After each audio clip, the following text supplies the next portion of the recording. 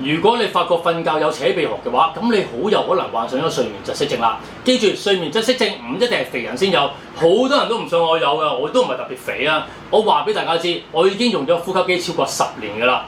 大家好，歡迎收睇《及巴大家生活》，我係你哋嘅節目主持人泰神啊。今日同大家分享一部新出嘅呼吸機 Snorecircle YA50 Pro， 用埋跟咗我10年嘅飛利浦 StreamStation 去做比較，分享埋我個人推薦嘅進階用法，盡可能咧將呢一部機用到極致。首先講下呢一部 Snorecircle YA50 Pro 先，呢部機咧有別於其他體積比較笨重嘅傳統呼吸機，非常的適啊，輕巧設計，便於攜帶，成套設備連埋嗰個通氣管道啊、鼻罩啊、頭帶嗰啲咧，只有540 gram 嘅啫，尺寸係150×98×62，可以又好輕鬆咁樣放入去手提包，去旅行放入篋嘅話都唔會好覺。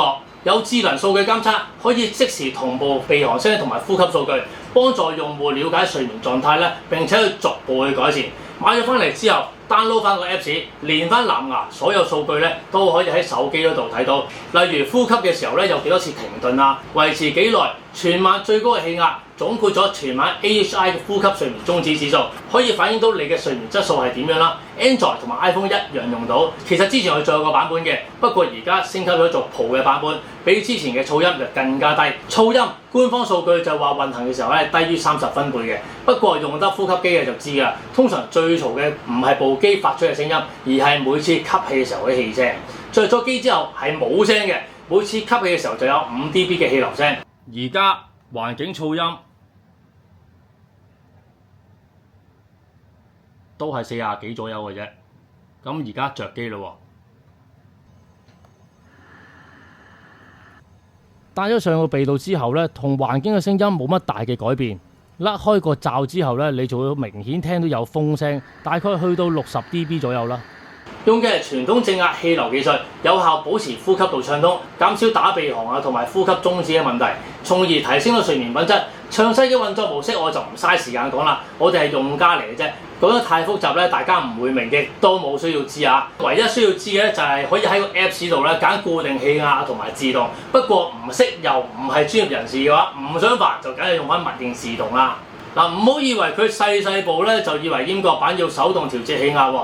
佢係行全自動㗎，包括自動着機啦、自動停機，搭載咗高精度嘅感測器，根據呼吸嘅節奏咧，自動調整氣流嘅壓力，所以用起上嚟咧，氣壓同埋你呼吸時候嘅阻力對抗咧係更加細嘅。咁等你唔會有種唔舒服啊而抗拒嘅感覺。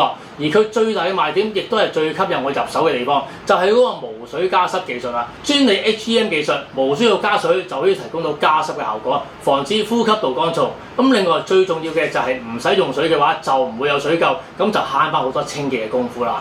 咁嗰個無水加濕技術係點樣做到嘅咧？就係喺條喉度啊，個呼吸管道有一塊加濕墊嘅，可以喺你呼吸嘅時候吸收翻呼出嚟嘅水氣，等你每次吸氣嘅時候咧可以吸得翻，所以先可以做到部機咁細部嘅啫。咁但係呢個加濕墊咧係消耗品嚟嘅，要定期更換，1個月換一次。輸氣管道同埋個面罩啊呢一抽嘢咧，聲稱都話需要定期更換啊。咁但係我一於少理。因為如果你定期就做清潔啊同埋消毒嘅話咧，我覺得係冇咁嘅必要嘅，所以可以用到佢爛為止。咁消耗品咧，除咗加濕墊之外咧，仲有個過濾面嘅，能夠過濾到空氣裡面嘅污染物啦。同樣都係1個月換一次。唔記得點算啊？唔使驚，個 Apps 裡面有提示嘅。部機咧係需要插電用㗎，火牛對比之下都輕巧咗，同 StreamStation 呢一抽嘢嚟比較咧，咁就真係細抽咗好多嘅，唔使駁上駁。所以就算你冇床頭櫃嘅話，擺喺枕頭隔離咧都非常方便。鼻罩同埋頭帶咧用喺人體工學嘅設計，親膚嘅頭帶同埋氣動回彈直膠墊嘅鼻罩咧，提供咗穩固舒適嘅佩戴體驗。啟動時間超級快，基本上一戴上個鼻度，部機咧就會自動偵測到你呼吸緊咧，自動着機㗎。講完晒佢嘅優點，就梗係要講埋佢嘅缺點㗎啦。就係個鼻罩冇得揀，得一款嘅啫。不過我已經揾到方法解決㗎啦。咁大家有興趣嘅記得睇埋落去啦。咁至於 StreamStation Auto CPAP 呢，講一講呢部機嘅優點先啦。大牌子面罩多選擇，絕大部分嘅配件都可以喺拼多多買到。呢個咧就係叫 Lasso Pillow，就咁貼住個鼻嘅啫。佢個優點就係就咁掂住個鼻，好舒服，戴咗上去完全唔覺。咁但係個缺點就係好易甩咯。Snorecircle 咧就冇嘅，呢個係傳統嘅三角鼻罩擺喺度。咁我啱啱開始用呼吸機嘅時候咧，我都係用呢一隻嘅。咁佢嘅缺點咧都好明顯㗎，就係大部啦，連埋個加濕器仲大部，拎去旅行嘅話，連埋佢個袋啊佔咗差唔多個篋嘅1/4，所以我通常咧都係唔會拎嘅，大不了咪嚇死異鄉，冇咁易嘅，最多嘈親隔離嘅啫。咁加濕器咧係分體嘅，間唔中要加水。每次帶晒機瞓上床嘅話，你先發覺冇水咧，又要除低個面罩之後攞個水盒去加水咧，超級麻煩。最慘嘅就係你真係 feel 到冇水啊嘛，你冇得忍住唔加嘅，因為你會感覺到個鼻輕輕地嘅。咁加水嗰個水盒咧，亦都會積存水垢啦，清潔起上嚟嘅時候就好麻煩㗎。咁其次就係大家最關注嘅噪音問題啦。冇用加濕器，啲氣聲特別明顯，同埋真係感覺到佢乾嘅。基本上喺香港，就算濕度唔係特別低咧，我都會長期用嘅。環境嘅聲音42 dB 左右啦，一着咗機之後咯，噪音就去到60幾 dB。戴上個鼻道之後咧，就貼近翻環境嘅聲音，維持喺40幾左右啦。咁每次吸氣都係同 Snow Circle 一樣啦，都係會大3至5 dB 嘅。咁但係呢一部機一甩罩咯，個噪音大家有目共睹啦，去到60幾70，真係頂佢唔順嘅。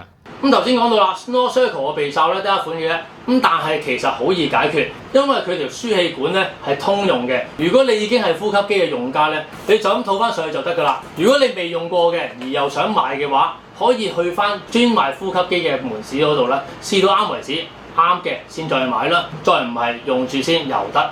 最後就梗係大家最關心嘅價錢啦 ，Snow Circle YA50 Pro 咧，全套都係2919蚊，而飛利浦 Dream Station 嗰啲傳統呼吸機加埋全部配件，差唔多超過1萬蚊，所以咧呢部 Snow Circle 咧真係超級合乎性價比嘅。總括而言，呢部機係我用過最完善嘅呼吸機，細部得嚟咧又有加濕功能。